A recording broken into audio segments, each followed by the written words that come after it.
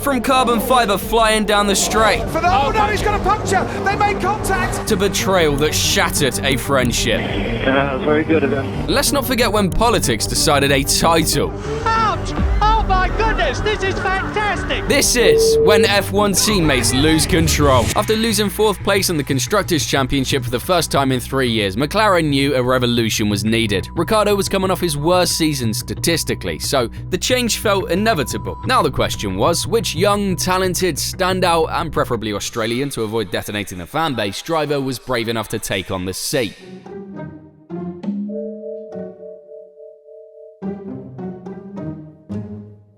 Yep, him. Normally drivers struggle to get used to the speed.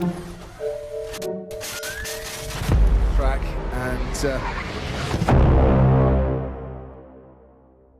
But Oscar, he was immediately competitive. Against one of the best qualifiers on the entire grid, Piastri was barely 2/10 off on average. As a rookie, earning respect of the crew, the love of the fans, and fear in Lando. Just think about it, the Brit spent years chasing a moment that always slipped away, season after season of frustration, until Miami 2024 finally broke the curse. Lando Norris wins for the first time in Formula One. It's victory in Miami for Norris. Then a sophomore shows up with a real chance to win, and guess what Lando gets told? We need you to save more tyres, please, and we do want to let Oscar through. We should have boxed him first then, surely, no? Doesn't matter. The way to win a championship is not by yourself, it's with the team. You're going to need Oscar, and you're going to need the team. From that moment on, nothing was ever the same. Take Australia. We should hold position, please. Hold position. Fast enough, okay. Take Italy. And we will box this lap onto the soft tyre, and I'll come up one. You do want to box the other car first? Yeah, we'll do that. We'll swap it round, so stay out. But this is a bit like Hungary last year. We pitted in this order for team reasons. Please let Lando pass, then you're free to race. We said that a slow pit stop was part of racing, so I don't really get what changed here. If you really want to do it, then I'll do it. Or take Singapore. He's side by side with his teammate, and Oscar Piastri is millimeters away from the wall as Lando Norris gets by. So are we cool with Lando just parting me out of the way, or what's the go there? Yeah, but if he has to avoid another car by crashing into his teammate, then that's a pretty job of avoiding. As the season went on, the tension kept tightening. With both drivers still alive in the championship fight, reaching the limit was no longer enough. They had to go beyond it. Norris did it in Canada. After trying to move at the hairpin, the kid bounced back. For Lando Norris, thinking about it to the inside. Lando Norris with a move of the hairpin. Piastri tries to fight back. Lando chased it all the way down to the main straight, frustrated and desperate to get the position back. And that's where... Oh, he's ripped off the front wing! The McLarens collide! Lando Norris into the wall and out of the race! Chasing 4th place, the McLarens collide! The Australian came close plenty of times too, with those late-breaking lunges in Austria and Hungary. When Abu Dhabi came around, this wasn't a team anymore. It was 2 gangs wearing papaya. Oscar overtook Lando early in the race, despite being on worse tyres, moving up to 2nd. Can he go the long way round? This would be audacious! That is absolutely unbelievable! So McLaren split approaches, a 1-stop for the Melbourne kid, a 2-stop for the Glastonbury kid. I'm no strategist, but from the outside this looked like a bad idea. But you know what's an even worse decision? Watching all this papaya chaos and not being subscribed. Caught you there, didn't I? Now seriously, he literally had to get past Lawson, Stroll, and Sunoda. Oh, okay, world champion. And after 24 rounds, Lando Norris is the Formula One world champion!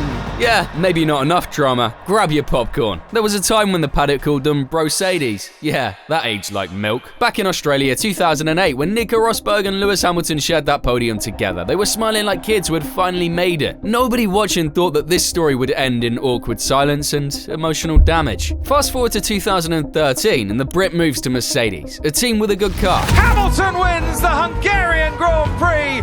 What a way to end the first part of the season. But nowhere near dominant. So the question was obvious. Why leave a non-title contender for another that wasn't one either? The answer would come the following year. Mercedes are going to make it back-to-back 1-2s. It's Lewis Hamilton who once again wins the Grand Prix. Hamilton triumphs in Bahrain. win! It was indeed. Lewis won, but Nico walked away knowing something important. Being polite wasn't enough anymore. After their first Q3 runs, the German was on provisional pole over Hamilton, in Monaco of all places. Dangerous territory. Any incident on the second run brings out double-waved yellow flags and effectively locks the order. Well, go on, guess what happened? He goes to the right, back to the left, and then there's there. It's just always moving. So yellow, yellow, turn 5. Yellow, yellow, turn 5. That was very good of him. Very good.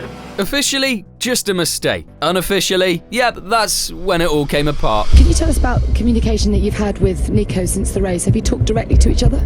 No. Do you not think communication is important if you're going to kind of clear up any bad feeling? No. From their first almost kiss to their first crash.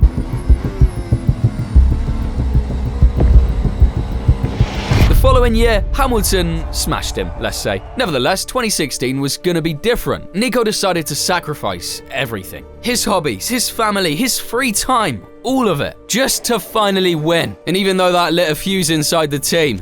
And it's Nico Rosberg and Hamilton's onto the grass, and Hamilton's had a massive crash, and he's crashed into his teammate. And is he going to come onto the track and touch his teammate? He's now got damage, Nico Rosberg, to his front wing. Abu Dhabi was going to be the decider. Brittany needed to be third or better to be crowned, and he did it. In a race where Lewis slowed everyone on purpose, backed Nico into traffic, ignored team orders, and tried to force chaos, Nico stayed calm and finished second. Nico Rosberg is second. He takes the championship 34 years after his father. Yes! World champion!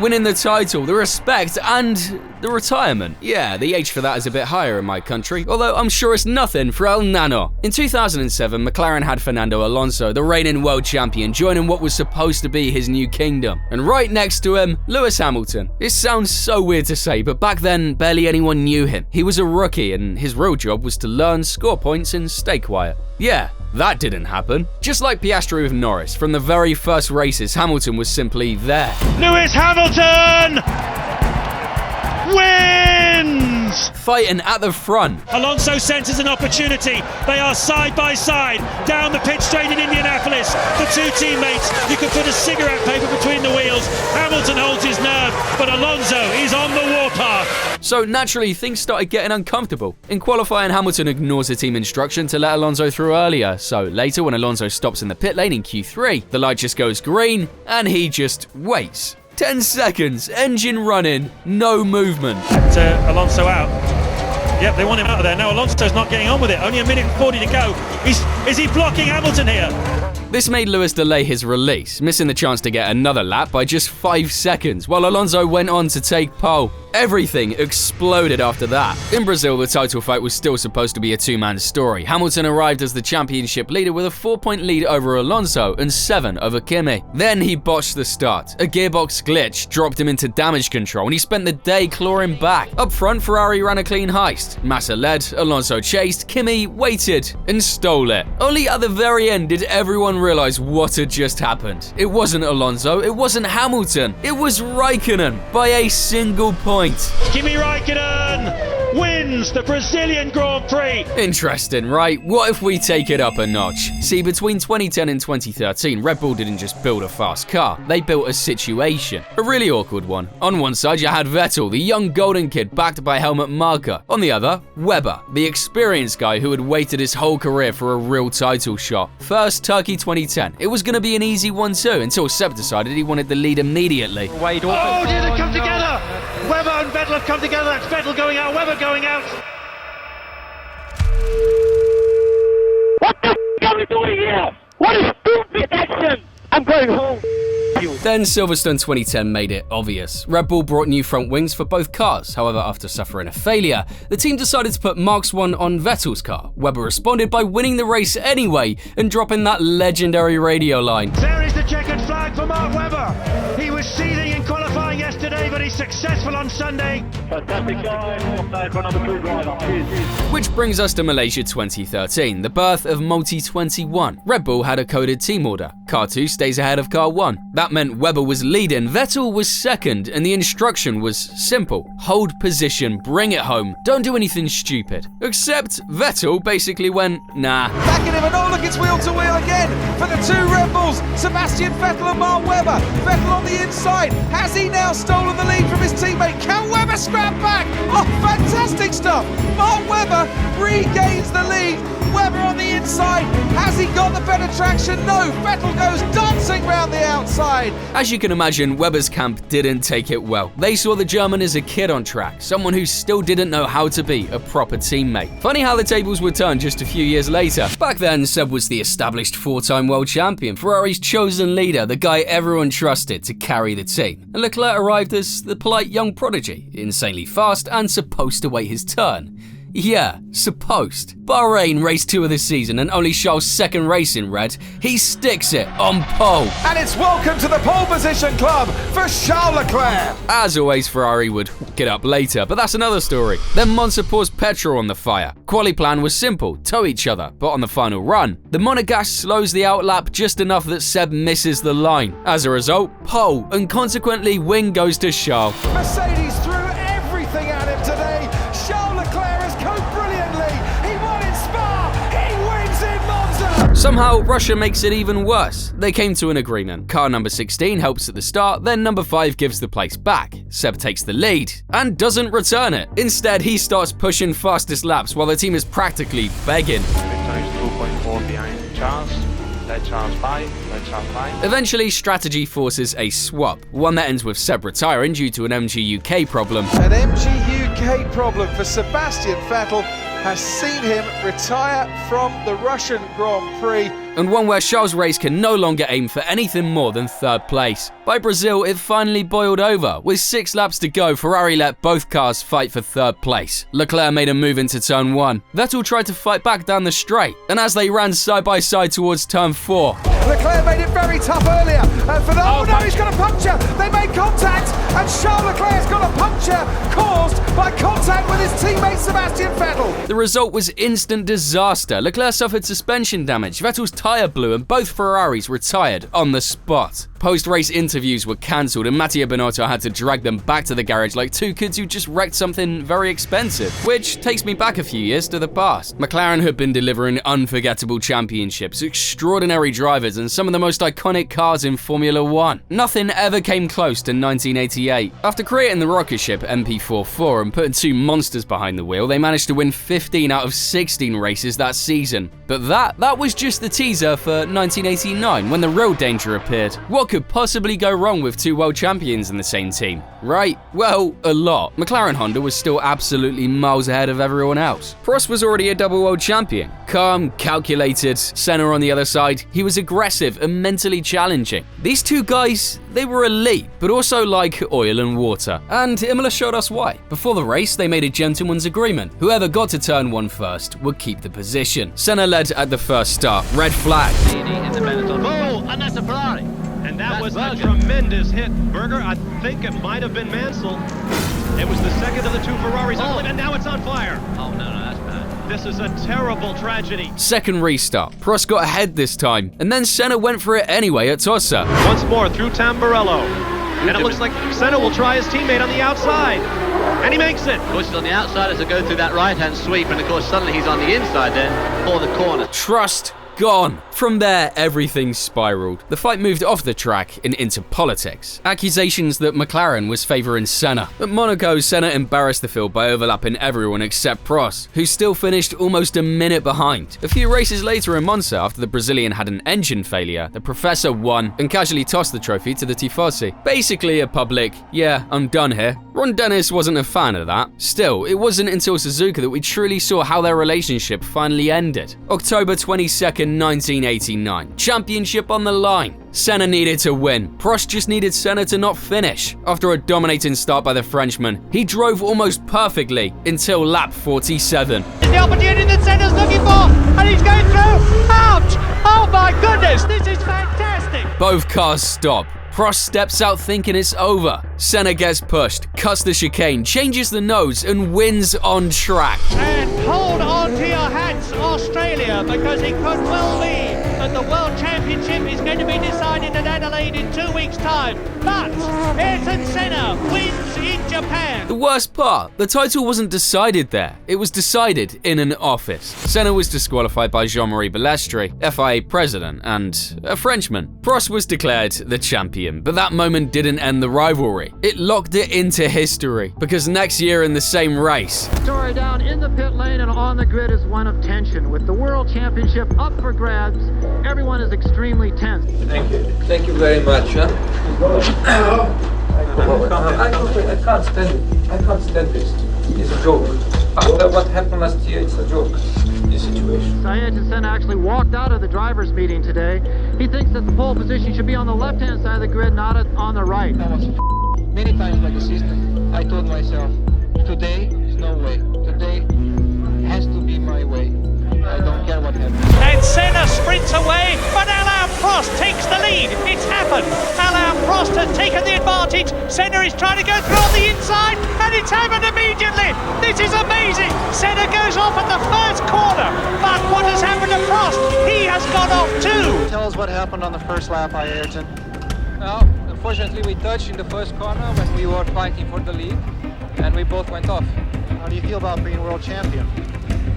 Not a bad feeling at all, is it? Congratulations. That's another level of saltiness, which was exactly how Daniel Ricciardo felt after the 2018 season. See, for years, he and Verstappen, they were that duo. Hello, everyone. Always acting like nothing could ever come between them. Daniel had been Red Bull's guy since 2016, the proven winner. Meanwhile, Max was the prodigy. Insanely quick, but sometimes a bit too eager. But especially by early 2018, he wasn't just fast anymore, he was relentless. So the energy drink team planned the future around him, and Daniel could feel it, until the pressure got between them in that infamous race in Baku. From the start, the duo was fighting like title rivals. Verstappen's looking down the inside. Ricciardo has to back up and let him through. Otherwise, those two are coming together. And neither wanted to back down. Sketchy moves in those tight walls and no team orders. Everyone could feel what was gonna happen, but no one really expected it. And suddenly, Come over the left, but he's going to try and dive down. lap 40, Daniel goes for the move. Max defense, double DNF. But the real damage didn't come from the crash, it came after. Instead of calling out the move, Red Bull treated both drivers the same, with the same amount of blame. Fair enough, right? Right, unless you're Danny Rick, because when you're in the right and you still get lumped in, doesn't feel fair. And then Austria didn't help either. Qualifying was a weird game of toes. Overtake him, mate. Just overtake him. No. Last weekend I was in front, now he's in front. Come on, man. Max, overtake him, mate. No. It's discipline. Get 3 runs, even if I get, compromised for 2, at least give me 1. At least give me 1. Last weekend I was all the runs in front, and he was in my toe. So then it's this weekend, of course, his job to do that. Next day, the Golden Boy wins at home. He's never ever stood on the top step of the podium here in the Red Bull ring, and for that matter, neither of his team. But for the team and for the man, their moment has come now. Max Verstappen wins the Austrian Grand Prix. Daniel retires with a mechanical issue, and that's when he knew it. He was becoming the side character. So he did the only reasonable thing, leave. He didn't want to become the Mark Webber of someone else's era. He wanted to achieve great things, not just fight for points, which basically was Force India's whole mission in 2017, except that in Canada the team finally could smell podiums. Ocon was on fresher tyres, clearly quicker and closing on Ricciardo, so he asked the team to let him through. What does he receive back? Checo, Esteban is pushing, saying he can overtake Ricciardo if given the chance. Let us race a bit, please. Why? Because in his head he could pass Ricciardo too, except neither of them did, and lost the place to Seb. Podium gone. But that was just the start for these two mutual haters, because then came Baku. On lap 20, after the safety car restart, both drivers were fighting for a podium again. Manages to hang on to second place. Well done, Massa, as the two Force Indias collide there in his... Checo got shoved straight into the wall by his teammate. Karma? Maybe. However, this time it cost the team more than just a position. The Mexican got taken out of the office early. And it doesn't stop there, because Spa didn't cool it down. Twice in the same race. This felt too personal at this point. First lap, down to Eau Rouge. Perez squeezed Ocon into the wall at nearly 200 miles per hour. Kevin Magnussen making a move on one of the Force Indians. I think that was Esteban Ocon who lost out just a little bit. Like that wasn't enough. On lap 29, they found each other again.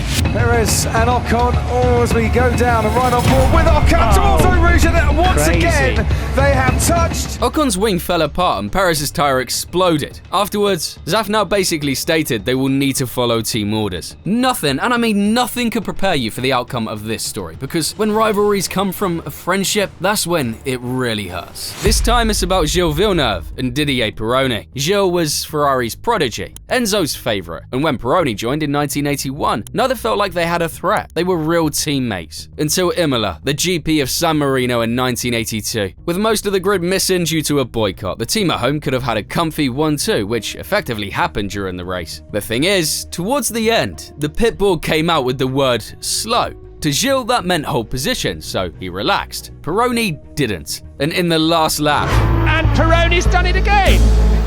Pironi has gone ahead. Didier Pironi back in front. This is lap 53 now. Now what is Gilles Villeneuve going to do about this? One move that changed history. Pironi won, but completely lost his friend. Villeneuve could still do it. He's going to try and go through on the inside. These are the closing stages. They're into the Traguardo now.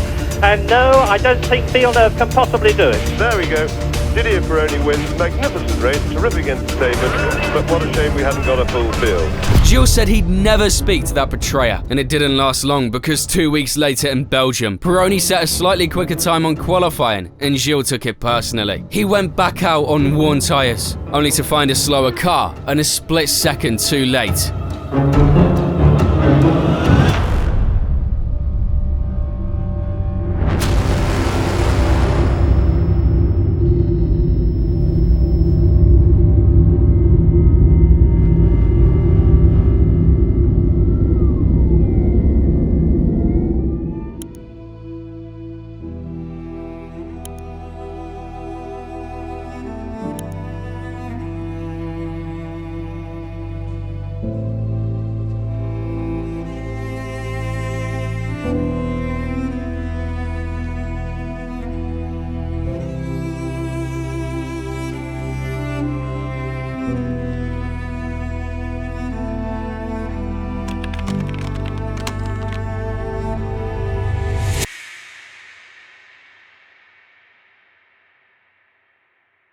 Ferrari didn't just lose a driver, they lost a piece of themselves. Pironi stayed, but nothing recovered. Later that year, he suffered another huge crash that ended his F1 career. This was the most tragic rivalry in F1. In 1986, Williams had two jokers in their garage. Nelson Piquet arrived as a double world champion on huge money with that superiority complex of his. But he was facing Nigel Mansell, who was already there with the full support of Frank Williams. The car was a rocket, and instead of building a dynasty, they were more focused on fighting for egos. Piquet, a master of making setups, tried to keep any advantage to himself. Mansell's response was simpler: drive harder. By the 1986 finale in Australia, Mansell was the title favourite and everything was running great, maybe too good to be true. And look at that! Out that, and colossally, that's Mansell! That is Nigel Mansell, and the car absolutely shattered. He's fighting for control, and you can see what's happened. Mansell is out of the race. Instant heartbreak. Piquet still had a shot but had to pit for safety. And while Williams was busy imploding, Prost quietly stole the championship by 2 points. Then 1987 got uglier. Even though they had a better car, the vibes were not that great. Piquet went public with the insults, mocking Mansell, calling him a block of wood, even taking shots at his wife. Lines got crossed. On track, Silverstone gave us the iconic moment. Mansell pitted, came back flying, erased a gap and pulled that legendary dummy at high speed to pass Piquet. And this is where Mansell will be looking to challenge. Piquet will hold the inside line.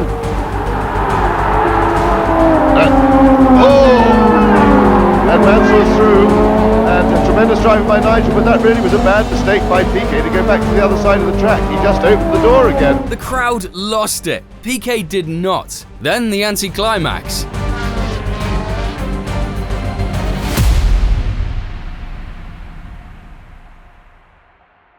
Mansell was done. He'd missed 2 races due to a back injury. Piquet wrapped up the title and left Williams right after, and they probably never spoke again.